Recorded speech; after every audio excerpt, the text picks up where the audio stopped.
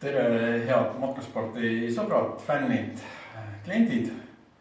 Kuu aega on jälle möödas ja meil on aeg oma Jagame seiklust kampaania raames välja loosida uus õnnelik, kes meiega Itaaliasse tuleb külastama Ferrino peakorterit ja matkama Alpidesse. Kampaania kestab meil kuni augusti lõpuni ja iga kuu me loosime siis ühe õnneliku välja. Täna tuleb siis siit loosikorvist, kus on palju käbisid, nummerdatud käbisid, tuleb välja uus õnnelik reisile saaja. Palun, Helen, tule mulle appi. Võta siit see üks õnnelik. Ja see on meil number 7.